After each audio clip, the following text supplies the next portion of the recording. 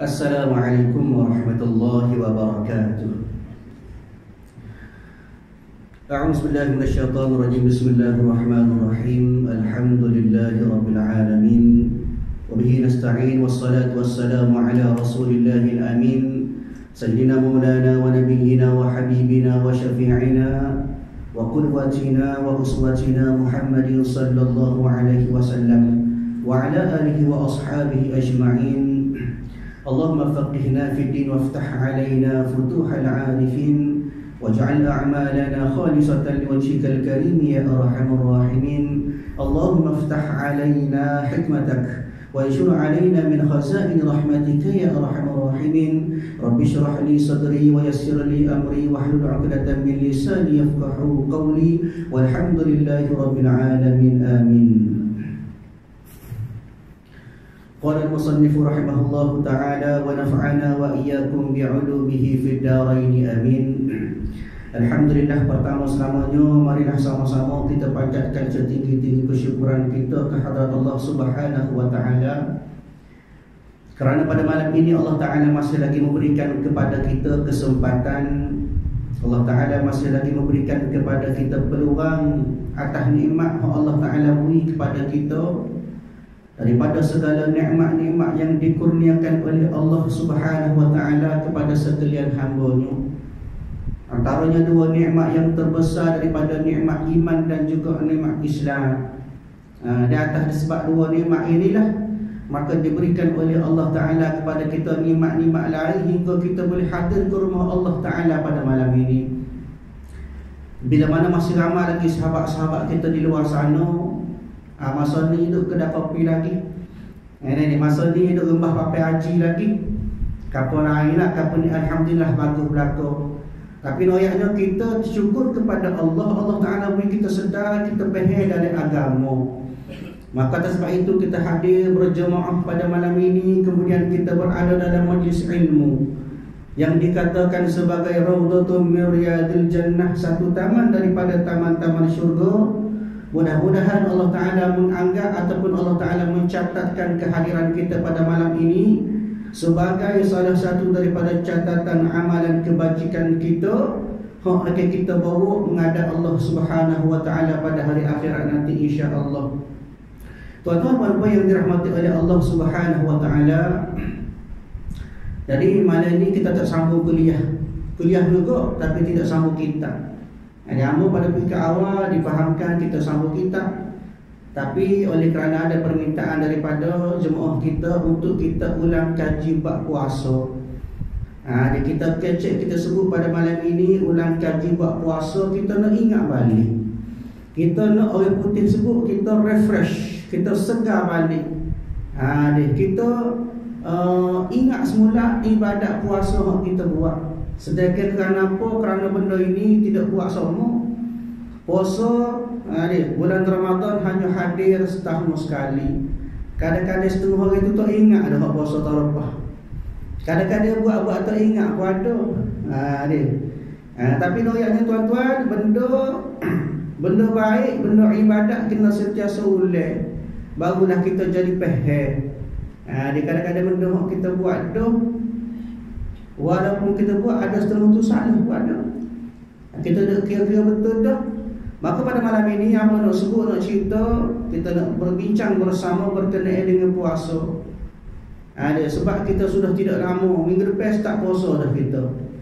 Jadi nak tak nak kita kena ingat baliklah. Mudah-mudahan perkongsian pada malam ini boleh cah bateri kita untuk kita menghadap Ramadan Al-Mubarak yang akan kita tempuh tidak lama lagi. Tuan-tuan yang dirahmati oleh Allah Subhanahu wa Ta'ala, Allah Ta'ala sebut dalam Al-Quran daripada surah Al-Baqarah ayat 183, Bismillahirrahmanirrahim. Ya ayyuhalladzina amanu kutiba alaikumus siyam kama kutiba alal ladzina min qablikum la'allakum tattaqun, kata Allah. Allah Ta'ala kata, wahai orang-orang yang beriman. Siapa dia orang-orang yang beriman tu? Kita lah. Walaupun sekira-kira mungkin kita ni tak berapa nak beriman mana, tapi kita ayat ini dituju kepada kita. Maknanya orang-orang yang beriman, makna kita lah tu.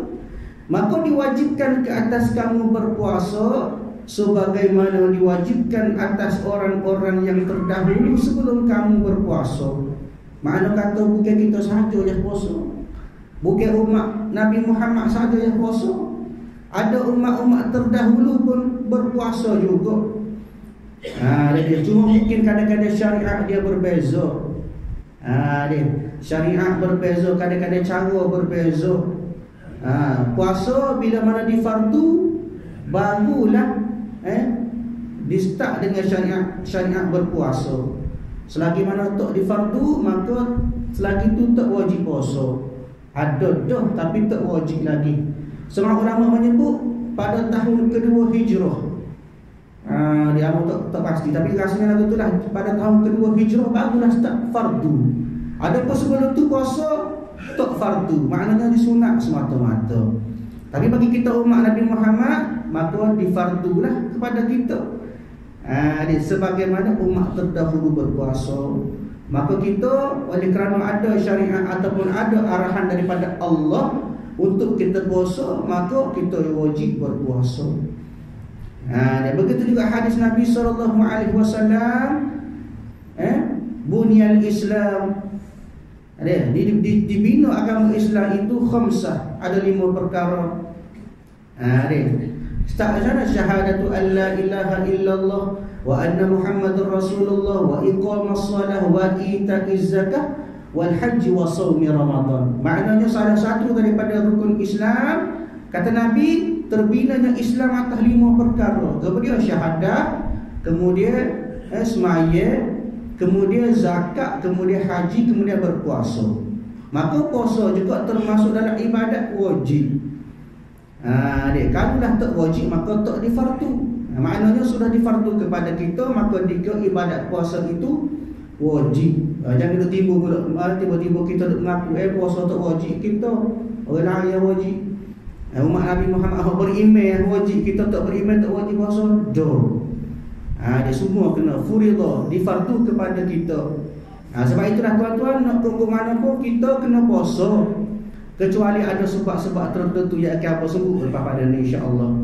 Jadi tuan-tuan puan-puan yang dirahmati oleh Allah Subhanahu wa taala, as-shaum ataupun as-siyam lughatan imsakun. Adapun ibadat puasa dari segi bahasa, puasa-puasa ni iaitu kita tahan, kita imsakun. Kita itu maksud sebenar pada segi bahasa. Adapun wafil istilah, pada istilah dia, dari segi istilah dia puasa tu apa? Imsakun anil muftir. Kita berhenti diri daripada benda-benda yang boleh membatalkan puasa. Min tulu'il fajri ila ghurubi syamsi biniyatin makhsusah. Kita diri, kita tahan diri daripada melakukan benda yang membatalkan puasa selepas daripada terbit fajar hingga tenggelam matahari dengan niat-niat yang khusus. Maknanya niat puasa lah. Kalau puasa tu sunat, niat sunat. Ada puasa tu qada, niat qada. Maknanya kena ada niat. Begitu juga ibadat semaya pun kena ada niat. Segala ibadat kena ada niat belaka, termasuk puasa. Maka bila sebut niat puasa, timbul permasalahan. Kadang-kadang bunyi geger, bunyi bak niat puasa dia. Bak niat puasa. Setengah tu kata tak niat, tak boleh puasa lah. Dia padat dia cedek dulu lagi. Orang tak niat mah dia tak kena puasa. Itu satu perbuatan yang direka-reka sebab nak kemudahan atas dia tak sih puasa. Adapun bagi kita mazhab Syafi'i rahimahullahu taala, dia ada beberapa pendekatan disebut oleh para ulama Asy-Syafi'iyah, mengatakan bahawa jika kita bermazhab Syafi'i, fawajibu niyyata fi kulli lailah. Wajib kita niat pada setiap malam. Puasa wajib kita niat pada setiap malam. Maksudnya bila masuk waktu maghrib boleh start niat dah lah. Pasal dia hari baru dah tu, hari puasa dah tu. Dia sampai bila? Sampai best subuh. Selagi tak best lagi tu boleh niat, tak ada masalah. Lo niat masa mana? Dia bunyi bila lepas makan wakemu lo niat selalu ke? Boleh juga. Dia sebelum tidur pun boleh juga, sebelum sembahyang subuh boleh juga. Jadi sebelum masuknya waktu subuh, itu adalah mengikut pandangan bagi Imam Mazhab Syafi'i rahimahullahu ta'ala. Cuma di sini tuan-tuan, ada beberapa masalah yang dibenarkan untuk kita taklid. Bila sebut taklid, ada kata taklid, kita sebenarnya melihat kepada pendapat ulama. Dia kata boleh kita taklid sekiranya dibenarkan oleh imam mazhab kita. Adapun dalam bab sembahyang, dalam bab puasa, mazhab Syafi'i ataupun Imam Syafi'i rahimahullahu ta'ala membenarkan kita taklid kepada Imam Malik. Apa maksud taklid? Taklid ialah kita menggunakan pendapat pada pihak mazhab yang lain, kecuali jika benda tu berlawan dengan syarak. Jadi mazhab Syafi'i setengah benda dia bui, tapi kita pun kena faham hak dia bui yang kita boleh taklid. Dalam bab-bab ibadat lain, kadang-kadang Imam Syafi'i tak taklid, tak membenarkan taklid pada Imam Syafi'i, maka tak boleh mana-mana. Ini kita kena faham. Jadi benda ni pun apa rasa faham berapa dah, cuma kita perangat balik. Jadi mazhab Syafi'i pada pihak kita, mazhab kita boleh bertaklid kepada Imam Malik. Imam Malik memadalah sah puasa niat untuk sebulan sekali. Dia benda ini pada mazhab Syafi'i, dia kira benda ini sebagai satu ihtiyat, kita cermat, takut-takutnya lupa niat. Maka mengharuskan oleh Imam Syafi'i untuk kita pegang kata pinjam taklid daripada Imam Malik. Jadi cara dia macam mana tuan-tuan? Caranya ialah pada malam pertama. Maksudnya hari ni 1 Ramadan masuk ngorek tu, maka boleh start niat tu. Dia maksudnya kalau esok kita puasa hari Selasa dia. Isnin malam tu, lepas pada bel maghrib hari Isnin malam tu boleh niat tu.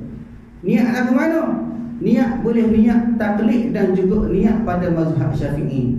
Cara dia, kita niat sebulan dulu. Kita niat sebulan, kita niat dalam hati kita, saja aku taklid Imam Malik. Lepas tu mulut kita pada sebut nawaitu syahrul ramadana an kulli. Itu lafaz.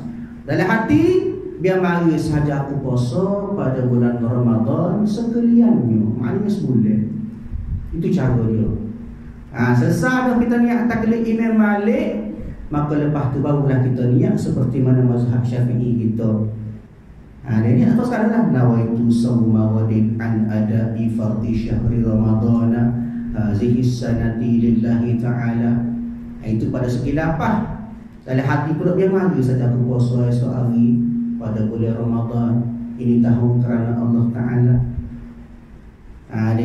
Sekurang-kurang niat bagi kita pada mazhab Syafi'i ialah nawaitu sawma, aku puasa esok hari. Itu sudah memadai. Tapi hak comel ni sepatutnya adilah. Biar mari biar cukup lekat niat kita. Allah jaga-jaga sebulan sekali je. Maka kita niat biar penuh, biar comel saja aku puasa esok hari. Kau boleh pejam mata. Dia pejam mata. Nak suruh biar mari biar tertik molek niat tu saja aku puasa esok hari pada bulan Ramadan. Ini tahun fardu kerana Allah Ta'ala. Dia biar mari dengan comel tertik, barulah kita puasa dengan keadaan kita yakin dah dengan niat kita. Jadi bila kita standby dah dengan niat taklid Imam Malik tadi, salah kalau kita tengah-tengah puasa tu hari 14 hari 15 kita terlupa nak niat malam tu, maka kita sudah berpegang ataupun kita sudah standby dengan niat mazhab Imam Malik sebulan tadi. Jadi kena puasa ke tak? Kena puasa lah, sebab puasa kita sah. Setengah ulama kata bagi mazhab Syafi'i sudah sah. Kerana apa? Kerana kita sudah bertaklid dengan Imam Malik. Tapi jangan pisah pula. Mata persembahan Imam Malik kita tak ada ikhtiar, tak ada usaha niat seperti Imam Syafi'i tak boleh. Kena niat juga. Kita niat juga. Tapi kalau terlupa, maka kata ulama so, sebab kita sudah bertaklid dengan Imam Malik. Itu cara dia. Dan hanya pada malam mula-mula je tu niat Imam Malik tu. Jangan tiap-tiap malam mula hanya tukar boleh dia. Malam mula-mula je. Mana hari malam mula-mula tarawih tu, hari mula-mula kita tarawih malam tu, malam tu je kita niat untuk taklid. Sebab itu Ulama kata kalau kita terlepas pada mula-mula tak boleh niat dah Imam Malik. Tak ada standby, tak ada tayar spare lah kita ni. Di maknanya mula-mula tu ingat niat Imam Malik dulu untuk sebulan. Lepas tu pada niat Imam Malik barulah niat Imam Syafi'i sekala lah. Kemudian teruslah berpuasa sampai habis. Maka tidak ada alasan untuk kita aku tak kena puasa sebab aku tak ingat niat Malik. Tak ada alasan bagi kita. Kadang-kadang di sini melihat kepada ceremaknya Imam Syafi'i kita nak suruh boleh puasa belakang. Itu pada bahagian ataupun bab niat. Dan bila kita niat, apa kita kena faham juga benda yang Allah nak sebut, iaitu rukun puasa dia ada dua yang rukun puasa. Apa dia rukun puasa dia? Niat. Yang pertama niat. Yang pertama niat, yang kedua kita imsakun anil muftirah. Kita tahan daripada benda yang membatalkan puasa. Cukup dua rukun ni maka sah puasa kita. Rukun pertama kita niat, tapi kita tak tahan daripada benda-benda yang membatalkan puasa, maka tak cukup rukun. Bila tak cukup rukun, tak sah puasa. Dia tak makan sari suntuk tapi tak niat, tak jadi apa. Kena niat. Cukup dia cukup rukun sebab semaya lah. Tak cukup 13 rukun, kita semaya lah 10 rakaat sekalipun, tak sah. Kita kena faham molek dia. Bila sebut rukun, benda yang wajib ada dalam puasa kita. Maka cukup rukun, cukup niat, kita kena jaga puasa kita pula. Dan bukan niat kena comel dah. Rukun pun lekat dah, ada dua-dua dah. Maka yang seterusnya ialah kita kena jaga puasa kita daripada benda-benda yang boleh membatalkan puasa. Batal puasa, kata ulama, dia ada lapar. Setengah ulama kata ada banyak lagi, tapi hak kasar ada lapar. Apa dia? Yang pertama, kalau ikut pada asasnya ialah benda yang membatalkan puasa. Kadang-kadang ada benda batal puasa, ada benda batal puasa tapi tak batal wuduk. Ada juga. Dia berbeza.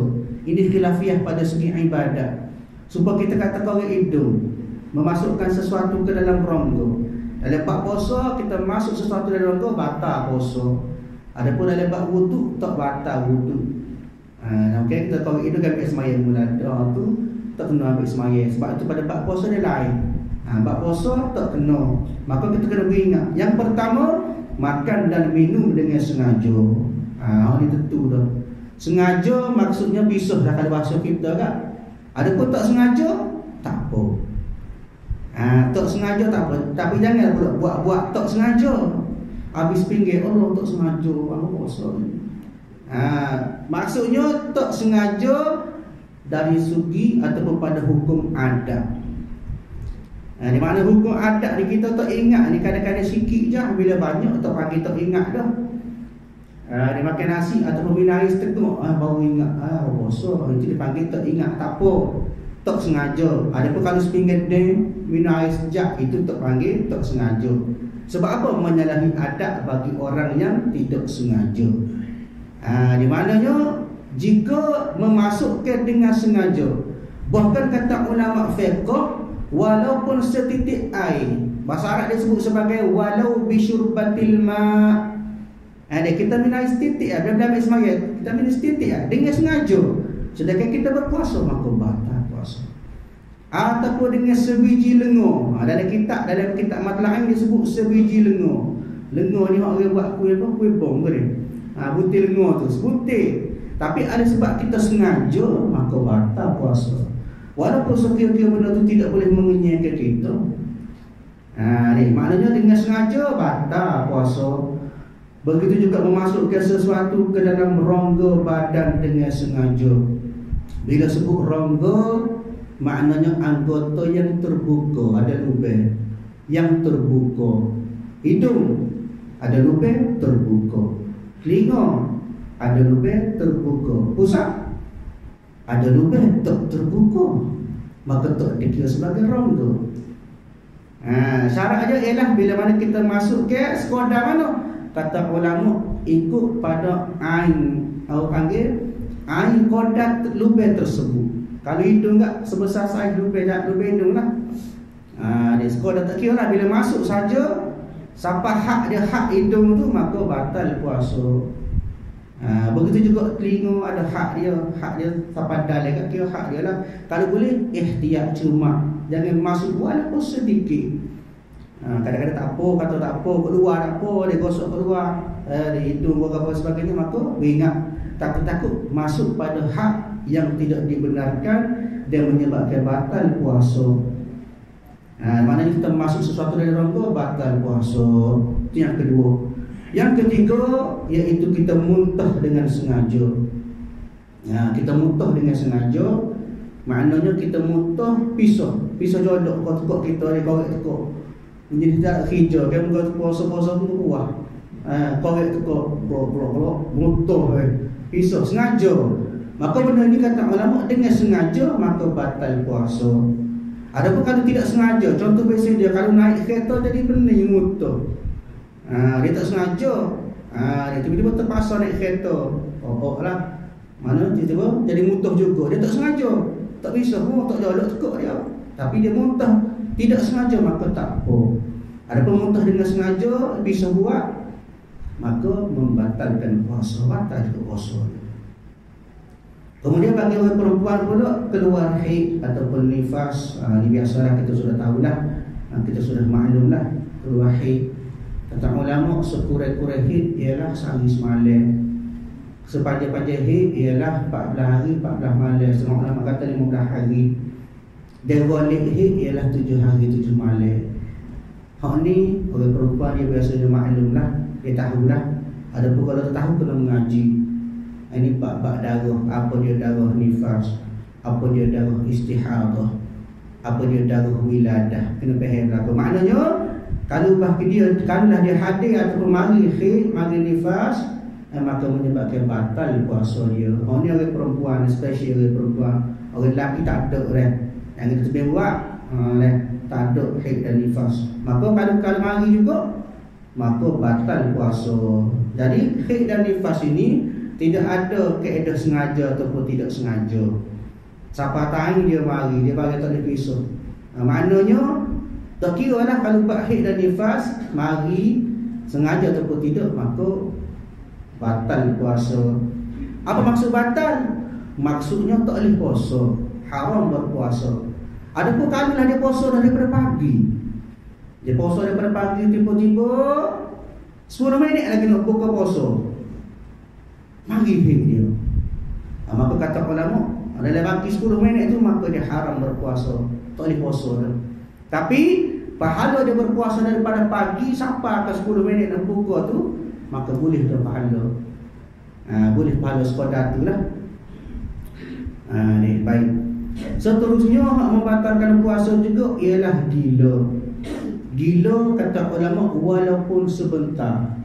Dia berbeza gila dengan biasa. Kaedah dia ulama sebut berbeza pada bab puasa. Kalaulah dia puasa daripada pagi, tiba-tiba 10 minit nak buka dia mari gila sebentar. Biasa gila hak tak buat ni gila penyakit lah. Dia. Maka mari sebentar 2 minit kan. Maka kata ulama batal puasa dia. Bila batal puasa haram berpuasa, tak boleh puasa dah. Dia. Tetapi bagi orang yang biasa ataupun pita daripada pagi dia niat dah malam. Dia pita daripada pagi, subuh tu dia pita tu. Dia pita tiba-tiba 5 minit nak buka dia sedar. Dia khabar.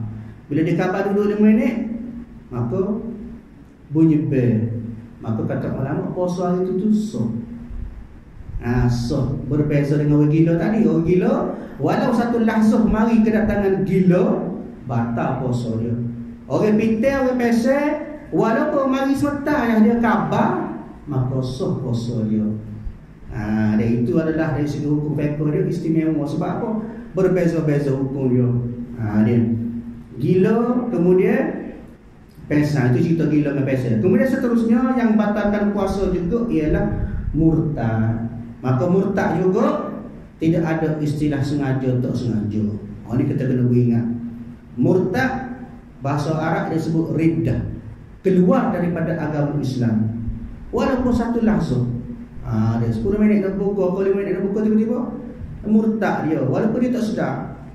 Dia tak sedar, dia tak khabar, tiba-tiba dia sedar-sedar, dia tahu dia ni keluar daripada Islam dia, sama ada melalui perkataan dia ataupun perbuatan dia etikot dia atas 3 sebab ini, maka menyebabkan agama dia terkeluar daripada agama Islam, maka batal puasa. Bukan setakat batal puasa, maka dia kena tajdidus syahadah, kena baru ucap semula. Puasa batal tu, dia maka kena ucap semula. Jadi kaedah orang riddah, orang murtad, bukan setakat puasa itu yang batal tu. Habis segala amalan kebajikan sebelum, hak boleh pahala sebelum dia murtad tu, semua tu jadi mardudun, ditolak belaka. Tak ada satu kosong dari pahala dia. Sedangkan kata ulama, dikekalkan segala dosa. Dosa dia pikul lagi, tapi pahala habis licin. Itu bahayanya dengan murtad. Sebab itu kena ingat, jangan sampai kita geleceh keluar daripada Islam.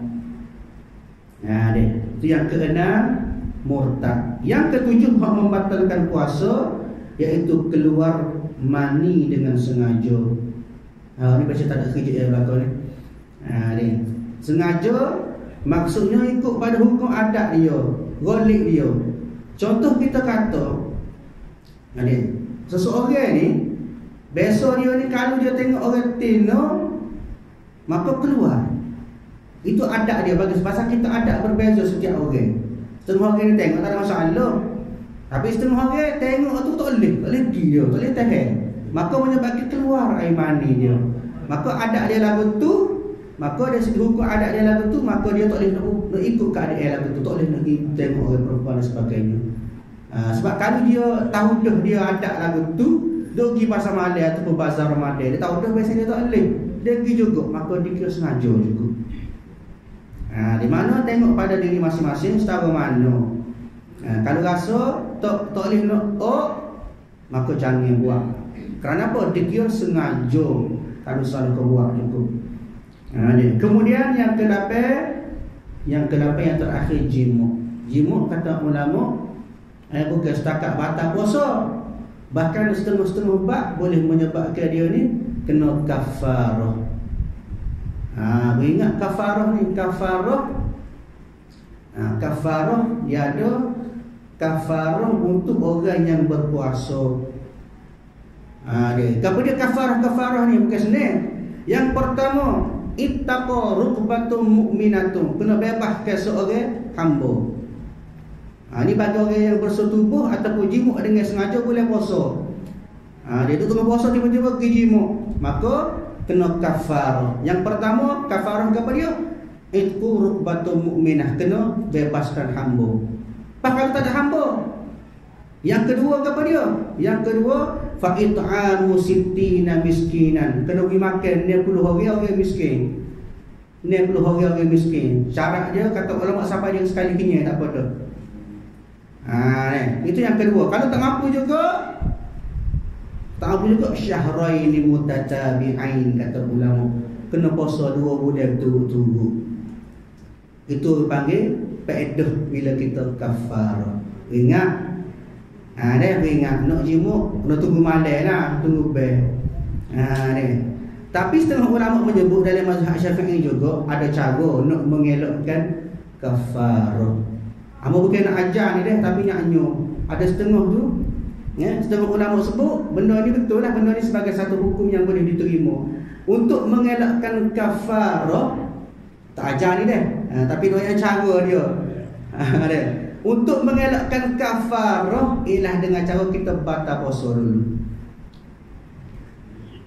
Maksudnya jangan buka puasa dengan jimuk. Kalau tengah puasa pukul 4 kita jimuk, maka seolah kita berbuka puasa dengan jimuk walaupun tak sampai waktu lagi. Maksudnya jangan jimuk selagi tak batal puasa. Kena batal, tapi kita kena faham molek. Orang yang batal puasa ni kata ulama, disebut oleh ulama, barang siapa yang meninggalkan puasa dengan sengaja walaupun sehari, maka kata ulama seolah-olah dia sekiranya kita puasa seumur hidup pun tak mampu nak ganti dah. Ni ingat molek tak padan dengan sedap sementar. Ni maknanya tunggu bel, lepas bel makan rumah kat lagi lah. Tapi noyaknya Bila mana kita jimu ataupun bersetubuh dengan sengaja pada bulan Ramadan, maka hukum dia kafarah. Bukan setakat batal, kena ganti, kena bayar dulu. Dia nak bebas orang bahasa, nak bebas orang hamba tak ada dah sampai lah ni. Nak pergi makan kena belah orang, baru ide kat lah tu. Banyak piti juga tu. Nak tak nak puasa 2 bulan berturut-turut, mutatabi'ai turut-turut, putus tak mula. Maka pakak-pakak ingatlah daripada benda-benda apa sebut tadi, 8 perkara tadi, benda-benda yang membatalkan puasa. Barulah puasa kita tu dikira puasa hak baiklah, hak bagus, puasa hak benar-benar diterima oleh Allah Ta'ala, insya-Allah. Kemudian mana sebut sikit lagi berkenaan dengan benda-benda hak makruh puasa. Saat ni cerita batal puasa ni pakai makruh puasa. Apa dia? Antaranya yang pertama, kita pergi berpegang. Pegang makruh. Bila sebut makruh, ai karahallahu ta'ala, benda Allah benci. Batal pada puasa tak batal, tapi benda tu dia benci. Kalau dia benci kat bahaya, ni tu kena buat juga. Yang pertama iaitu kita berpegang. Yang kedua kita berkomo-komo, maknanya lebih pada hak dia. Dia komo nak ambil semai komo 10 kali. Apa boleh puasa ya, boleh lain tak. Boleh lain 3 kali pun kadang-kadang tak cukup. Nah, hanya kerana apa? Kerana kita berpuasa maka kita buat berkomo tu lebih pada hak dia. Dia lebih makruh. Tapi kalau siapa perbuatan makruh tersebut menyebabkan kita terlihai, jatuh ke batal. Kena tahan boleh ingat. Dia berkomo-komo. Kemudian juga mandi berlebihan. Mandi berlebihan mana kita mandi lama ni, tak masuk air dari hidup tapi kepesek kita. Boleh puasa kat setengah jam mandi, dia bawa pakai hujan ke buka pun. Sebab apa? Makruhnya sebab benda ini boleh menyebabkan kurangnya rasa kita tu nak berpuasa. Jadi kurang kepayahan pada kita pada puasa. Tekuk kering pun jadi segar, dia bawa pakai hujan dia boleh setengah jam. Maka benda ni makruh. Begitu juga kita merasa makan ni bagi orang jujur dapur. Orang tidak jujur dapur pun terah juga ke. Maknanya terah tu makruh selagi tak telan. Terah tak telan, terah tak atas lidah, yalah maknanya. Habis tengok orang bila tak telan, dia tak apa nak rasa manis masing tu ni. Maka telan dah, maka bila telan batal puasa dia. Ingat. Kita kira sekali bukan masuk hari-hari kita kata nak cekera tadi nak agak ni. Berapa sudu gula, berapa sudu garam ni. Maka kita merasa makan ni itu makruh. Begitu juga hak paling masyhur apa dia? Tidur berlebihan pada waktu siang. Ni famous. Kita tahu dah betul. Ulama sebut orang yang berpuasa segala perbuatan adalah ibadah. Ni betul. Kita tidur buat ibadah, kita duduk ibadah, kita zikir ibadah, kita rehat pun ibadah bagi orang berpuasa. Tapi lebih hak dia semaya kat ujung-ujung lah semua. Dia 5 minit nak asar baru semaya zuhur. Kadang-kadang menyebabkan kita guna masa bulan Ramadan itu dengan benda-benda jadi kau lagu, jadi ketidur hanyut. Tengah hari tu boleh puasa dinamakan sebagai bulan tidur. Direct 30 hari tidur semacam boleh puasa. Sebab apa? Sebab puasa dia letih berkali. Di maknanya tidur adalah makruh bagi orang yang berpuasa. Kerana apa? Kerana tidur tentu dah bila kita banyak tidur kita kurang amal. Sepatutnya boleh puasa ni kita kena gandakan amalan kita. Banyak ke amalan-amalan kita. Dia ambil peluang, rebut peluang pada bulan Ramadan untuk kita gandakan pahala kita di sisi Allah Ta'ala. Tuan-tuan apa yang dirahmati oleh Allah Ta'ala, kita kena faham juga bagi orang yang berpuasa, kata ulama ada 3 bahagian. Yang pertama puasa orang awam, orang biasa-biasa. Lagu mana dia puasa? Iaitu dia tahan diri daripada benda hak batal puasa. Tu je dia tahan. Makan, minum, tak korek telinga, tak korek hidung, tak jimuk, tak buat benda-benda hak batal. Itulah cara dia. Itu bagi puasa orang yang awam. Ada pun bagi puasa orang yang khawas, orang yang bertakwa, orang soleh. Lagu mana? Bukan setakat dia ni tahan diri daripada benda hak batal puasa, tetapi juga dia tak buat daripada maksiat zahir dan batin. Bukan setakat puasa anggota ya, hati dia puasa. Dia hati dia puasa. Dia tak ngupak ke orang. Mana kita kata skill dia ngupak ni tak kata puasa. Tapi bila kita ngupak ni, kadang-kadang kita boleh puasa juga pada anggota yang lain. Bukan setakat mulut kita sahaja. Dari segi anggota lain tu jaga berapa kali boleh. Itu bagi puasa orang yang soleh, orang yang muttaqin, orang bertakwa. Adapun yang paling hebat kata ulama, iaitu puasa orang khawasul khawas. Orang yang nak rapat dengan Allah Ta'ala. Lagu mana? Dia puasa ialah bila mana dia masuk saja bulan Ramadan, bila masuk saja ibadat puasa, maka dia buat segala benda lain daripada Allah Ta'ala tak ada. Tak silap.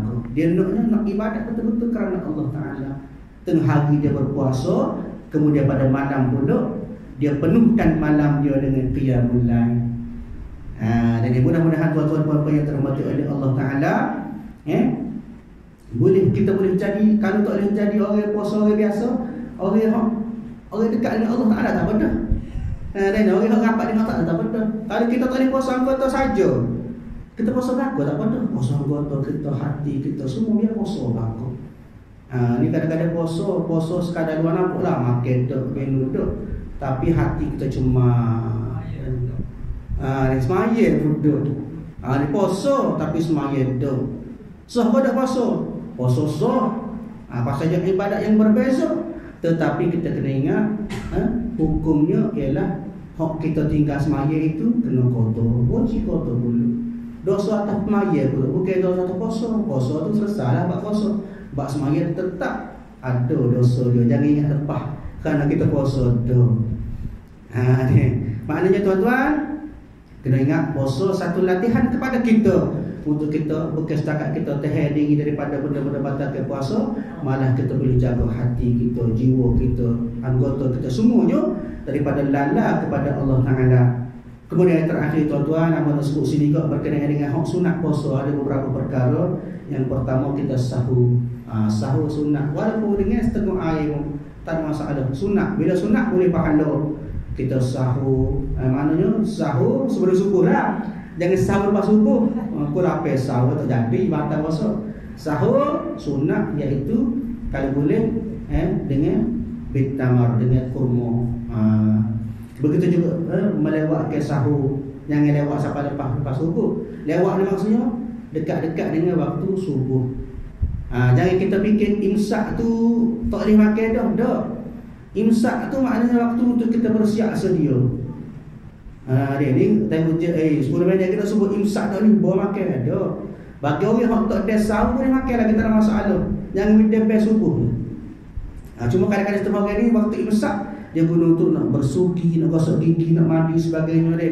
Kalau tak ada mandi wajib dulu. Dia ni. Kemudian untuk membersihkan diri pula dan sebagainya, untuk ihtiyat dia tu kena ada spare. Takut-takut bunyi bel ada lagi makanan yang sisa-sisa di gigi kita. Jadi kalau sahur tak ada sahur pun tak ada masalah, ambil syarat makan kurma dan sebagainya. Kemudian juga sunat juga kita berbuka puasa dengan kurma. Kalau tak ada ambil makanan yang manis. Nabi berbuka dengan kurma. Kata ada juga minum manis, air manis. Jangan gula sebelum buka. Manis tak kira, manis sikit tak ada. Tak ada kurma, minum benda-benda manis. Jangan tukar tu nasi selalu. Kita nak tabarruk, nak berkat, kita berbuka puasa. Kemudian juga antaranya juga benda sunat bila berpuasa, tak lain tak bukan kita mengaji Quran banyak. Sebab apa? Sebab bulan puasa kata ulama juga merupakan sebagai bulan turunnya Al-Quran kepada kita. Banyak yang mengaji Al-Quran, banyak yang i'tikaf, banyak yang sedekah. Kita jauh daripada benda sia-sia. Begitu juga sembahyang sunat tarawih. Kena ingat sebab saya sebelum ni lah, bagi orang yang banyak kotor, buat kotor dia tak jaga-jaga. Nak tarawih tak ada masalah. Ni kan tak boleh tarawih selagi tak habis kotor, tak ada masalah buat. Dengan syarat sentiasa istimrar, biar kekal. Puasa apa? Sunat retek, wajib retek, wajib nak kotor. Gila tak ada masalah. Kemudian juga banyak yang berzikir kepada Allah Ta'ala, banyak yang berdoa. Begitu juga Nabi sebut, bila ditanya kepada Nabi, ayyud du'a asma', apakah doa Allah Ta'ala terima? Dia kata Nabi SAW ada 3. Yang pertama ad-du'a'u fi duburis solat, doa selepas kita sembahyang, itu doa yang mustajab. Yang kedua ad-du'a'u al-mazlum, orang yang dizalimi, mustajab doa. Yang ketiga ad-du'a'u lis-shaim, doa bagi orang yang berpuasa. Tak boleh sebelum buka puasa tu dia bunyi bel tu baca doa. Ambil masa sikit baca doa. Walaupun sunat kita segerakan berbuka puasa, kata ulama sunat berbuka puasa segera tu bukan maksud bunyi bel tu makan lalu duduk. Maksudnya bunyi bel tu ambil tertik dia baca doa dulu. Mana jangan kita duduk melaf lain lagi rata lagi duduk dekat dak. Sunat segera maknanya segera di situ ialah tidak melengah-lengahkan dengan benda-benda lain. Tapi kalau kita nak baca doa tak ada masalah. Sebab apa? Doa itu merupakan doa yang mustajab. Doa lah. Ni doa banyak doa antaranya Allahumma laka sumtu. Kita baca tu doa tu satu doa juga. Ada kadang bunyi Allah pakai bismillah pakai makan lalu. Tak ada tabarruk nak ambil berkat doa tu. Sedangkan benda tu sunat, banyakkan berdoa, minta doa. Di setengah tu buat tahlil tak ada masalah, boleh berlaku. Benda beri pahala kepada kita, benda kebajikan buat. Dia banyakkan amalan-amalan kita. Sebagaimana ulama kata bulan puasa ni diganda ke pahala dia. Apa saja amal ibadat kita tu dia ganda berlaku. Dan kemudian banyak lagi lah benda-benda sunat, istighfar kepada Allah Ta'ala. Kemudian kita jauh daripada benda-benda boleh mendatangkan kesial pada puasa kita. Sunat itu. Kemudian banyaklah benda-benda sunat pada bab lain pun begitulah. Pada bab puasa pun lagu tu juga. Cuma kalau kita gandakan. Mana rajin sedekah 10 ya, boleh puasa banyak ke sedekah. Tak boleh 100 ya, 100 tak apa, boleh puasa untuk sedekah. Tak kali Jumaat ni. Tak ada masalah. Maknanya kita jaga diri kita masing-masing. Puasa kita lagu mana, batal lagu mana ni. Mana kita jaga daripada benda batal, banyak buat benda-benda sunat. Jauhi daripada benda-benda makruh. Kemudian yang pasti, yang paling penting kita pastikan bulan Ramadan pada tahun ini lebih baik daripada puasa-puasa kita yang sebelumnya, insya-Allah. Jadi tuan-tuan dan puan yang dirahmati oleh Allah Subhanahu wa taala, mudah-mudahan sedikit perkongsian pada malam ini boleh memberikan kepada kita sedikit pengetahuan untuk kita menghadap bulan puasa, bulan Ramadan yang akan kita tempuh, kita akan hadap tidak lama lagi, insya-Allah. Jadi tuan-tuan dan puan yang dirahmati oleh Allah, setakat itulah kuliah kita pada malam ini. Pada hamba pun insya-Allah, hamba rasa ni lah terakhir sebelum puasa. Mudah-mudahan puasa kita akan tangguhkan dulu buat sementara. Kemudian insya-Allah kita akan sambung pula lepas pada puasa ni, insya-Allah. Apa-apa pakai makna pula lah pada ni, insya-Allah dah. Jadi mudah-mudahan semuanya dapat berpuasa dengan baik dan semoga puasa ini dapat memberi kelebihan kepada kita dari segi bab amal kebajikan kita dan dapat menjauhkan kita, dapat mengurangkan kita daripada kita buat dosa kepada Allah Ta'ala, dan mudah-mudahan keimanan kita bertambah serta kita semakin hampir kepada Allah Ta'ala dengan asbab kita berpuasa pada tahun ini, insya-Allah. Jadi sekian daripada hamba untuk pada malam ini, insya-Allah kita sambung lepas pada puasa nanti, insya-Allah. A'udzubillahi minasyaitonir rajim. Bismillahirrahmanirrahim. Alhamdulillahirabbil alamin wassalatu wassalamu ala rasulillah wa ala alihi wa ashabihi ajma'in. Allahumma inna nas'aluka ridhaka wal jannah wa na'udzubika min sakhatika wan nar. Allahumma innaka 'afuwwun karim tuhibbul 'afwa fa'fu 'anna wa 'an walidina wa 'an jami'il muslimina wal muslimat wal mu'minina wal mu'minat bi rahmatika ya arhamar rahimin. Rabbana atina fid dunya hasanah wa fil akhirati hasanah wa qina adzaban nar. Wa sallallahu ala sayyidina Muhammad wa ala alihi wa sahbihi ajma'in. Walhamdulillahirabbil alamin. Assalamualaikum warahmatullahi wabarakatuh.